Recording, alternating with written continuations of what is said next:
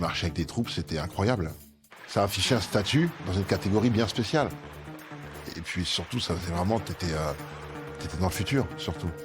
Sans le vouloir, enfin j'aimais bien, j'ai acheté le Kangol, j'ai acheté la Double Goose et surtout la veste troupe que Aylan Kurdi il avait. Je sais pas, j'ai de la chance, peut-être que je le ressemble un peu, mais oui, je m'habillais quand même comme lui.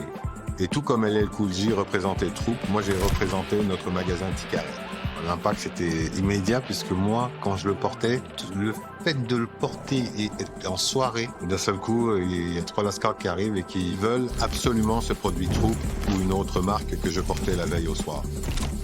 The rappers had a totally different style, like earlier groups like Grandmaster Flash and those guys. They were wearing like boots, leather pants, spiked belts and gloves.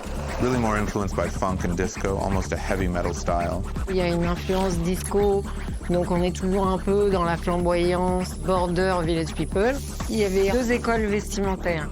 Les gens qui étaient rattachés au Disco Fever, un club du Bronx qui était plutôt école Grandmaster Flash, Sugar Hill Gang, et puis l'école Roxy qui était plus Bambaataa. Et d'un point de vue vestimentaire, Disco Fever c'était beaucoup de machins SM, de clous, d'argenterie, alors que l'école Bambaataa c'était la réhabilitation du jogging, rehausser 2000 trucs pour les rendre brillantes. When Run DMC and LL came out, it kind of switched to a more street style. Troop was definitely a part of that. They were really pushing the envelope in terms of colors and materials. If Jordan 3 had a little bit of elephant print on it, then Troop made a whole shoe out of that elephant print. If another company would do a little something, Troop would go all the way.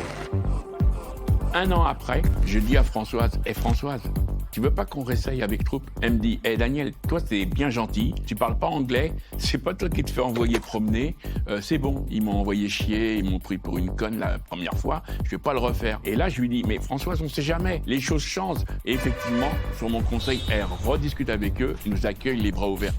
Le banquier, il alerte Françoise, vous mettez tout ça d'argent sur une seule marque de basket. Et moi je réponds au banquier et je dis à Françoise, oui, on est sûr, moi je suis sûr de moi.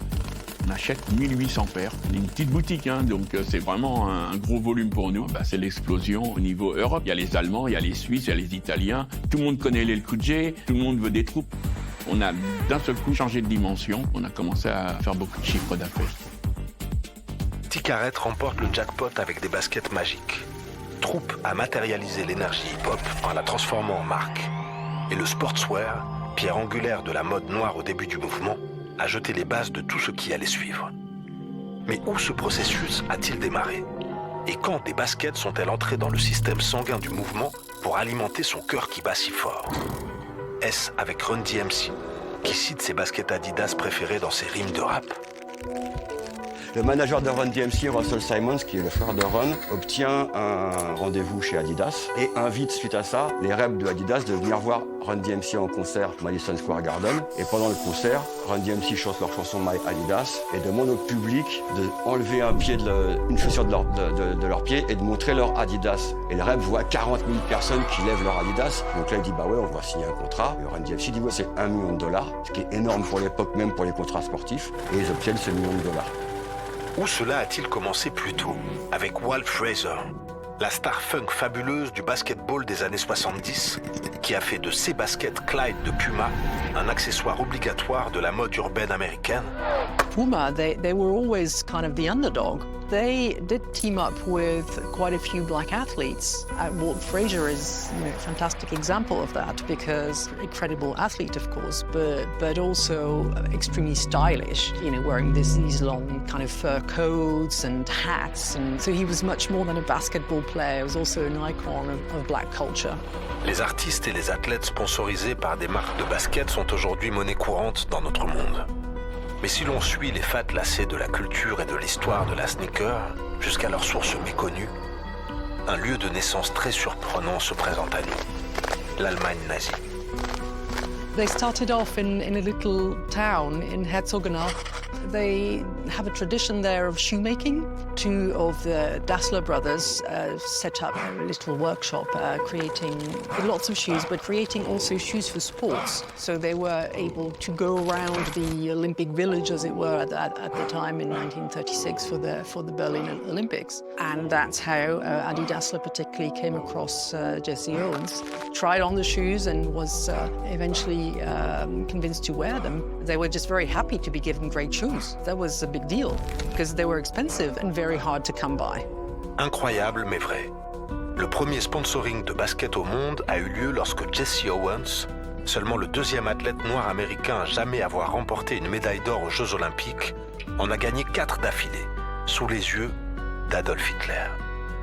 Owens a remporté ces médailles en enfilant de nouvelles chaussures fabriquées par les frères allemands Rudolf et Adi, ou Adolf Dassler. Les deux frères étaient membres du parti nazi et leur usine pendant la guerre produisait des bazookas. But I think it's important to point out that it wasn't their choice. A lot of shoe companies were requisitioned, so to speak, to make boots for soldiers. By all accounts, he was really that sort of person who, he really cared only for the athletic prowess and he really wanted to serve the best athletes the best he could with his shoes. And so the fact that Jesse Owens was black really didn't come into it, apparently. À la fin de la guerre, les deux daltoniens nazis frères se sont fortement brouillés. Adi reprend leur usine et les techniciens et fonde Adidas. Rudolf prend l'équipe de vente et ouvre Puma. Si les deux Dassler ne se sont jamais reparlés, leurs royaumes respectifs de la sneaker se sont infiltrés dans le cœur de l'Amérique noire par les pieds de leurs propres athlètes héros. Mais de nombreux athlètes noirs, pionniers, comme Jesse Owens, finiront leur course comme les victimes tragiques d'un système raciste et pervers. Un héros pour son peuple, mais démuni, et contraint de courir contre les chevaux d'un cirque pour gagner sa vie. Owens a déclaré « J'avais 4 médailles d'or, mais les médailles d'or ne se mangent pas.